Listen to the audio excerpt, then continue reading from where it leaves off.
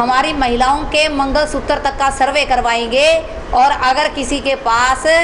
ज़्यादा भारी मंगलसूत्र पाया जाता है तो क्या वो उस मंगलसूत्र को छीनकर मिनोरिटी को देने का काम करेंगे। एकलव्य क्लासेस सिरसा का एकमात्र शिक्षण संस्थान जिसने दिए 400 से अधिक सीईटी क्वालिफाइंग, सभी बच्चों को किया पुरस्कृत। नए बैच स्टार्ट, नए पैटर्न पर आधारित HSSC screening, HSSC group D, 3 days demo free, study material free, all competition exam, well qualifying teaching staff, biometric attendance, weekly test series. Address नए बस स्टैंड के सामने, सिरसा। Contact 9055966396 and 9055966496। कांग्रेस ने अपना घोषणा पत्र जारी किया। कांग्रेस जो 60 साल से करती आई है, तुष्टीकरण की राजनीति, देश को बांटने की राजनीति, देश को विखंडित करने की राजनीति, ये आज तक सिर्फ वो कहने के लिए करती आई। लेकिन आज उसने जो अपना घोषणा पत्र जारी किया और घोषणा पत्र के अंदर जो उसने बातें रखी, आज लिखित रूप में उसने ये साबित कर दिया कि पिछले 60 सालों से जो उन्होंने देश को बर्बाद करने का काम उन्होंने किया, जो पहले दिन से वो लोग करते आए हैं, उन्होंने आज उसको लिखित रूप में दिया है। उसी तरफ दूसरी तरफ भाजपा जो कि देश को विकसित भारत बनाना चाहती है, विकासशील देश बनाना चाहती है, और उसी दूसरी तरफ कांग्रेस देश को पुनः तुष्टीकरण की राजनीति करते हुए देश को विखंडित करना चाह रही है। इन्हीं विषयों को लेकर आज मैं कुछ जो उनके खुद के घोषणा पत्र के माध्यम से जनता के बीच में रखा गया, उन्हीं विषयों को लेकर मैं थोड़ा सा आपके बीच में बातें रखना चाहूँगी।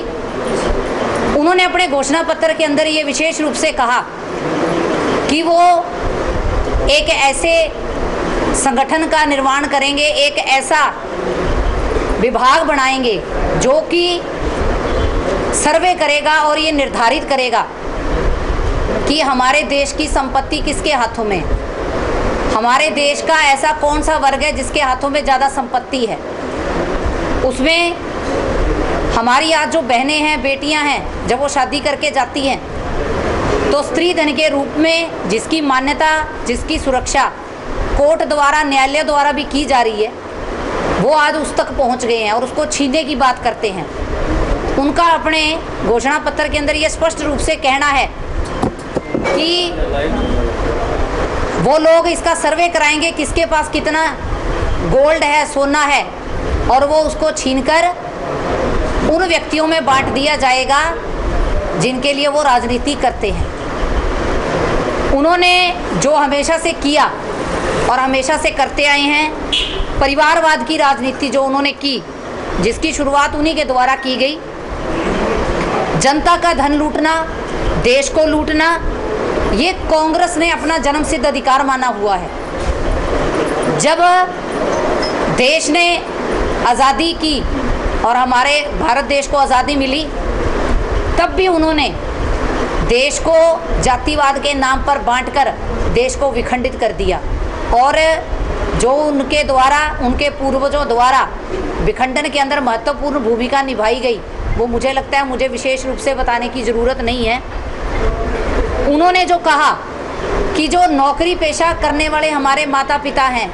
जो कि अपने बच्चों के नाम पर उनके भविष्य को सुरक्षित करने के लिए एफडीआं बनाते हैं और बैंकों के अंदर सुरक्षित करते हैं कि अगर भगवान ना करे किसी माता पिता को कुछ हो जाए तो उनके बच्चों का भविष्य सुरक्षित रहे। लेकिन ये ऐसे लोग हैं जो उनके भविष्य और उनके बच्चों के फ्यूचर के ऊपर भी उन्होंने घोषणा पत्र में स्पष्ट रूप से कहा कि वो इन एफडीओं की भी जांच कराएंगे। मतलब कि जो माता पिता सारी उम्र लगा देते हैं अपने बच्चों के भविष्य को सुरक्षित करने के लिए, और भारतीय जनता पार्टी ने जिन बच्चों के भविष्य को सुरक्षित करने के लिए बिना खर्ची, बिना पर्ची नौकरियां देने का काम किया, वो उन बच्चों के माता पिता द्वारा उनके भविष्य को सुरक्षा के लिए रखी गई एफडीओं की भी जाँच कराएंगे। और उनका तो विशेष रूप से ये कहना भी है कि जैसे उनकी सरकारों द्वारा पहले किया गया कि आम जनता से उन्होंने विशेष रूप से, जब उनकी सरकार थी तब उन्होंने एक कानून बनाया जिसमें 18% अपनी इनकम का हमें सरकारी खाते में जमा करवाना ही पड़ता था, और अगर कोई ऐसा नहीं करता था तो उसके ऊपर लीगल कार्रवाई की जाती थी। और ये जो धन है, ये किसका धन कितने सालों तक सरकार के पास रहेगा, ये भी सरकार द्वारा ही डिसाइड किया जाता था। और सरकार ये निर्धारित करती थी कि किसको धन कितने समय में वापस देना है। और वहीं दूसरी तरफ अगर हम बात करें भारतीय जनता पार्टी की, तो भारतीय जनता पार्टी ने ज़ीरो बैलेंस के ऊपर जनता के खाते खुलवाने का काम किया, उनको सुरक्षित करने का काम किया। और वहीं कांग्रेस ने अपने घोषणा पत्र में स्पष्ट रूप से एक बात लिखी है कि इन खातों की विशेष रूप से जांच कराई जाएगी कि किसके खाते में किसकी जमा पूंजी कितनी पड़ी है। और उन्होंने घोषणा पत्र में विशेष रूप से जो बात करी, उन्होंने कहा है कि हम मिनॉरिटी और देश के जो बहुसंख्यकवाद है उनकी जगह अल्पसंख्यकों को दिया जाएगा। और उन्होंने अपने घोषणा पत्र के अंदर विशेष रूप से ये कहा है कि जो हमारा आरक्षण है, हमारे बीसी समाज का जो आरक्षण है, हमारे एससी समाज का जो आरक्षण है, उसमें से काट कर 15% का जो आरक्षण है वो अल्पसंख्यकों को दे दिया जाएगा। तो ये किस तुष्टीकरण की राजनीति कर रहे हैं और क्या वो देश को कहाँ खड़ा करना चाह रहे हैं, ये मुझे लगता है कि वो जनता भली भांति समझ रही है कि वो किस बात को, और उनकी घोषणा पत्र के अंदर विशेष रूप से जिस अल्पसंख्यक की बात करी जा रही है वो अल्पसंख्यक कौन है। आज जब वो बात करते हैं कि हमारे स्त्री धन की, जो स्त्री का अधिकार है, उसको छीनकर भी वो उन लोगों में बांट देना चाहते हैं जिनकी वो तुष्टीकरण की हमेशा से राजनीति करते आए हैं। कांग्रेस ने अपने मैनिफेस्टो में लिखा है कि SC ST और OBC का जो रिजर्वेशन है 50% की जो सीमा है उसको ख़त्म कर दिया जाएगा। और इसको ख़त्म करके आरक्षण वो बांटने का काम किसको करेंगे, अल्पसंख्यकों में ये आरक्षण को बांटने का काम करेंगे। और ये बात जो उन्होंने 5 अप्रैल के जो अपने घोषणा पत्र में जारी की, उन्होंने विशेष रूप से एक बात लिखी है कि हिंदुस्तान में 50% की आबादी जो है वो पिछड़े वर्ग की है, 15% आबादी दलितों की है, 8% की आबादी आदिवासियों की है, 15% आबादी हमारी माइनॉरिटी की है और 5% आबादी है वो गरीब जनरल कास्ट की है। अगर आप इन सबको मिला दे तो 90% से ज़्यादा की जो आबादी है वो इन लोगों की बनती है। तो इसमें से कोई भी जो है, अगर हम हिंदुस्तान की संस्थाओं को देखें, इंडस्ट्रियों को देखें, बड़ी बड़ी कंपनियों को देखें, तो उसमें से कोई भी इन कंपनियों के अंदर, इन इंस्टीट्यूशनों के अंदर, उन संस्थाओं में दिखाई नहीं देते। देश का जो वो एक्सरे करना चाहते हैं, वो विशेष रूप से उन्होंने लिखा कि वो हमारे इंस्टीट्यूशनों की, हमारे मेडिकल की, हमारे जो मेडिकल कॉलेजेस हैं, हमारी जो इंडस्ट्रियां हैं, हमारी जो कंपनियां हैं, वो विशेष रूप से इनका सर्वे करवाएंगे। और सर्वे के अंदर वो ये देखना चाहते हैं कि इसमें माइनॉरिटी को कितना आरक्षण दिया जा रहा है। वो कह रहे हैं कि हम देश का एक्सरे करेंगे और दूध का दूध, पानी का पानी करेंगे। और जो ये 15% आरक्षण माइनॉरिटी को दिलवाना चाहते हैं, ये उनका हक समझते हैं और ये हक वो उनको दिलवा के रहेंगे।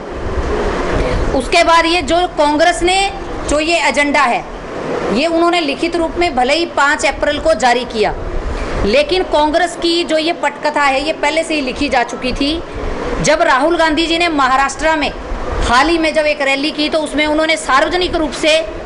ये कहा कि किसके पास कितनी संपत्ति है, इसके लिए एक व्यापक आर्थिक वित्तीय संस्थागत सर्वेक्षण किया जाएगा। इसके बाद फिर राहुल गांधी ने 6 अप्रैल को 2014 को तेलंगाना में एक रैली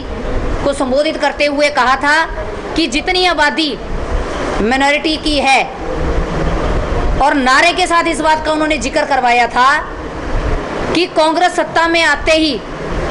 पता लगाने के लिए एक वित्तीय संस्थागत सर्वेक्षण कराएगी कि देश की अधिकतर संपत्ति पर किसका नियंत्रण है।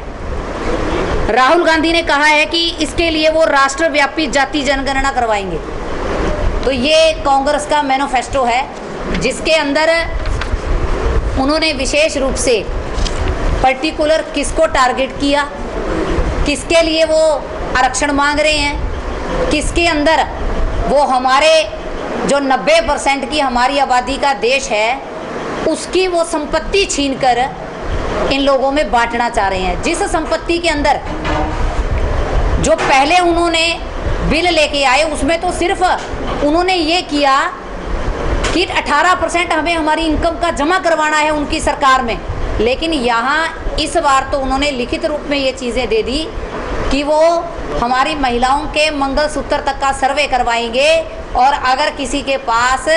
ज़्यादा भारी मंगलसूत्र पाया जाता है तो क्या वो उस मंगलसूत्र को छीनकर मिनोरिटी को देने का काम करेंगे। ये जो उनकी मानसिकता, ये जो वो सदा से उनका परिवार करता आया तुष्टीकरण की राजनीति, ये उसका जीता जागता उदाहरण है जो उन्होंने अपने मैनिफेस्टो के अंदर जारी किया है।